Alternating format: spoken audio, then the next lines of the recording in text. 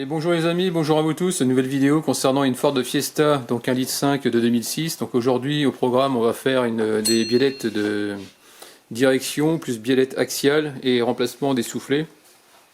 Donc là j'ai pris du Corteco sur toute la marque.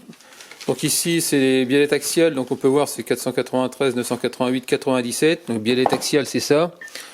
Pour le remplacement il n'y a pas de sens. Donc que ce soit côté gauche ou côté droite, on s'en fout, on les met.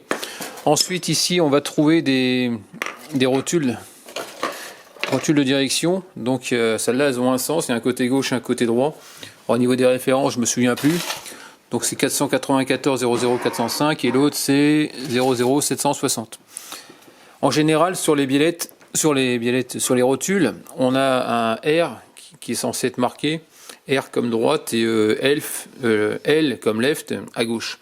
Donc là a priori il n'y a rien, donc on regardera ce qui est monté et puis on verra. Voilà pour ça. Ici on a deux soufflets fournis avec des petits colliers. Il y en a un que voici ici. Des petits colliers pour le fixer. Donc ça coûte rien de les changer. Parce qu'en général c'est plein de graisse, il vaut mieux faire attention. Donc pour le prix autant les changer, parce que autrement tu seras obligé de redéfaire tes biellettes et refaire un para derrière. Donc c'est pénible. Donc voilà pour ça, pour le descriptif des pièces. Comment diagnostiquer une biellette de direction ou rotules qui sont fatiguées? C'est très simple. Tu mets tes mains à 9h15. Donc mon ami il me disait qu'apparemment la voiture elle tapait quand il roulait. Donc ça peut être plein de choses. Donc si ça, pour savoir si c'est un amortisseur, si c'est un triangle, si c'est un roulement, ça peut être aussi biellette de direction, biellette axiale, ça peut être pas mal de choses. Donc pour commencer, biellette stabilisatrice aussi. Donc pour savoir si tu entends un craquement quand tu roules à 10 km/h par exemple, tu vas faire des embardées de droite à gauche, bien à fond. Si tu entends un clac, ça vient de l'amortisseur, ça vient de ton roulement d'amortisseur. Si ça tape, tu sais pas encore d'où ça vient. Ça peut être aussi les biellettes stabilisatrices qui tapent. Donc dans ce cas-là, tu fais simplement, tu les vires et tu refais un essai sur route. Si tu n'as plus de bruit, c'est que c'est ta biellette de stabilisatrice qui est foutue, donc tu les changes. Mais là, pour les biellettes, le premier truc que tu fais, déjà, c'est une biellette stabilisatrice, un triangle, quoi que ce soit, tu vérifies qu'il n'y a pas de jeu. Et là, ici, il y a un peu de jeu.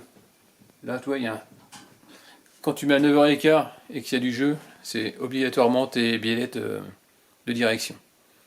Quand tu les fais, tu fais les rotules, mais tu fais aussi les axiales. Parce que c'est pas tout de changer la rotule, ça va être bien, il n'y a pas de problème, mais l'axiale derrière, il y a une articulation, ça peut venir à lâcher. Donc l'idéal, c'est pas pour le prix que ça coûte, il faut mieux changer la rotule axiale, la biellette axiale, tout remettre à neuf, parce que comme tu vas faire un para, parce que ce serait dommage de faire un para et que ça te coûte 70, 100 euros juste pour faire la rotule et dans la foulée rechanger les axiales. Donc voilà pour ça. Donc je vais faire un côté et puis on se retrouve juste après et je te montrerai comment le faire ensemble. Allez, c'est parti. Bon, ça y est, je viens de faire le côté gauche. Alors le problème, c'est pas accessible pour mettre le collier soufflé côté intérieur, côté biellette axiale. Donc j'ai dû mettre un riselant parce que j'y arrivais pas. Autrement, il faut tomber le berceau.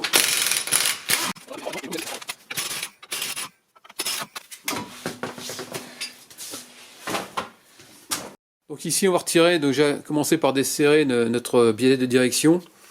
Donc au niveau de la rotule, c'est pour moi c'est du 15, pas du 15, mais après ça peut être différent suivant ce qu'il y a eu comme marque dessus. Ensuite, une fois que ce sera fait, on va le faire tout de suite, on va le faire au pétard, on va gagner du temps.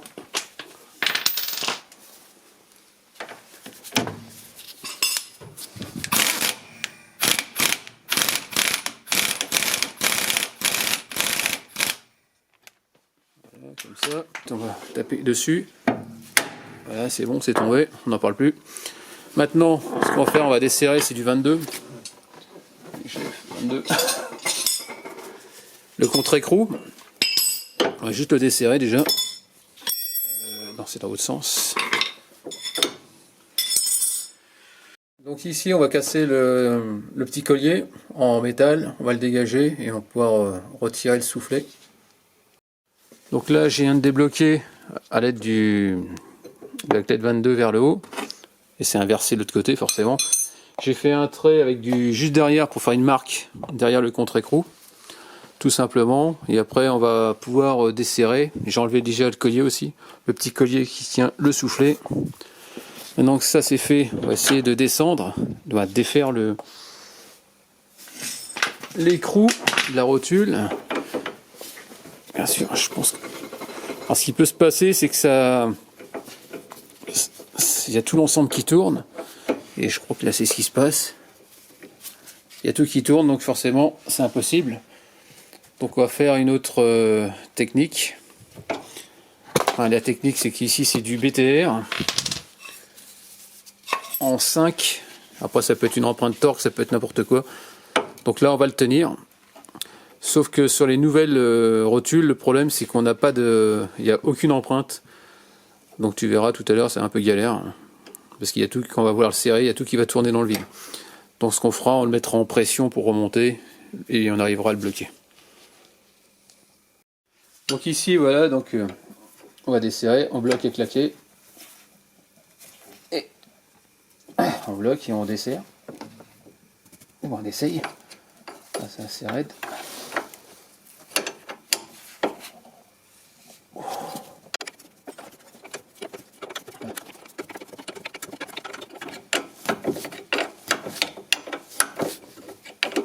C'est bon, ça vient. Ensuite,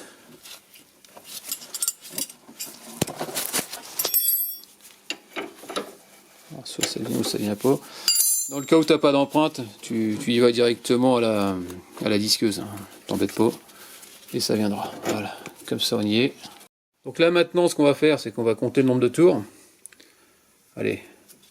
1, 2, 3, 4, 5, 6, 7, 8, 9, 10, 11, 12, 13, 14, 15, 16, 17 et 18. Donc 18 tours, ok. Là on retire notre écrou avec le collier. Voilà, une fois que c'est fait, on vire tout ça. Donc on n'a pas de contre-écrou neuf, on va remettre le même. Voilà pour ça. Ensuite, donc on a dit 18. Ici tu tires sur ton soufflet. Ah non, j'ai des bêtises, j'ai oublié de couper le collier. Donc là, le but c'est d'essayer de sortir le collier. Enfin, tu le tords comme tu peux. Moi, tu essaies de l'écarter un maximum. Sans te blesser surtout. Ouais, tu le détends un peu. Voilà. Et ensuite, on va tirer dessus. Voilà. Je sais pas si t'as entendu, on voit pas. Non, c'est pas une bouteille de vin, je te rassure. Voilà, c'est bon, ils viennent de défaire. Voilà. Donc là, j'ai remis sur la nouvelle billet axiale mon écrou. Bon, je l'ai mis là au pif là pour l'instant. C'est juste histoire de faire des marques. Là, je vais recompter. Donc, on avait dit 18. 18 tours. Allez, 1, 2, 3, 4, 6, 7, 8, 9, 10, 11, 12, 13, 15, 16, 17 et 18. Voilà. Je reviens à mettre mon contre-écrou au contact. Qu'est-ce qu'on va faire? On va comparer avec l'autre. Donc l'autre, ici, il y avait l'épaisseur, on voit la marque, mais comme il n'y a pas l'écrou, c'était l'épaisseur entre le contact de la rotule et le trait, c'était l'écrou. Donc là, on va les superposer, bon, on va les aligner.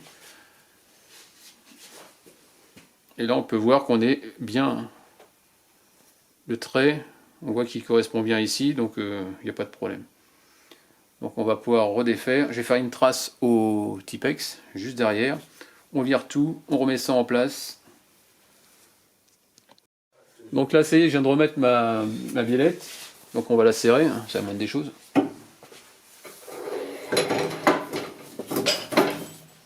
Voilà, on remet la clé de 27 dedans.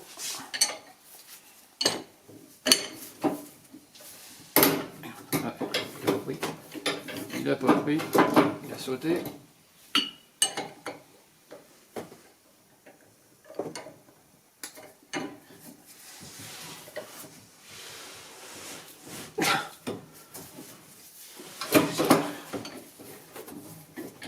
Mal tout à l'heure, je sais pas bon, j'ai un dos.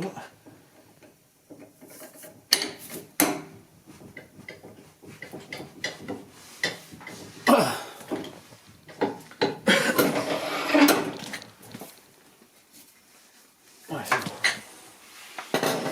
une fois que c'est fait, tu remets ton soufflet. On va remettre on va mettre en place les deux colliers. Bon, en place. On va commencer déjà à le mettre à peu près. Donc ce type de collier, ils sont pas mal. Tu viens tirer dessus et après tu viens les mettre à l'intérieur. Donc là, ce qu'on va faire, on va le mettre à peu près comme ça. Déjà plus ou moins en place. Voilà, si on y arrive. Voilà pour ça. Ensuite, bah, tu le remets dedans. On va remettre lui dessus.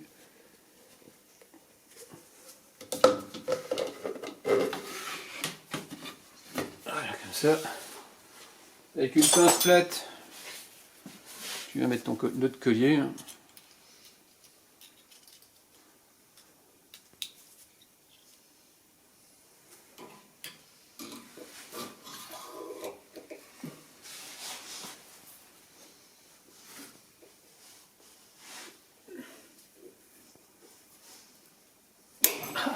Ça y est, je vais mettre un gros riselant.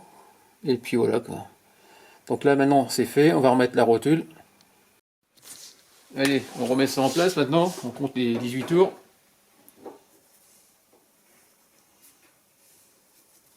C'est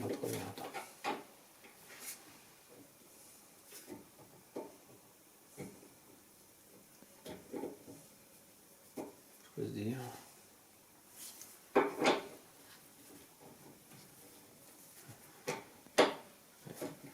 1, 2, 3, 4, 5, 6, 7, 9, 10, 11, 13, 14, 15, 17 et 18. Voilà. On va resserrer ça ici, comme ça pour l'instant. Maintenant, on vient mettre notre rotule à poste. Bon, elle, il n'y a pas d'empreinte, ça c'est pas le problème. Donc, il y a des chances que tout tourne. Donc pour ça, on va le mettre en pression. Là, pour moi, c'est du 17.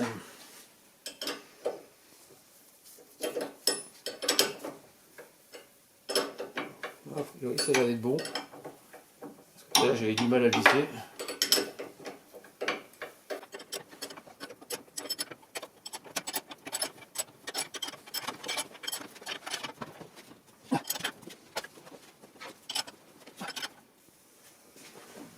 Voilà, c'est bon. C'est serré. Maintenant, on serre le contre-écrou.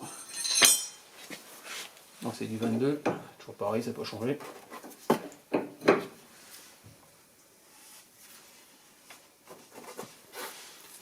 On fait pas.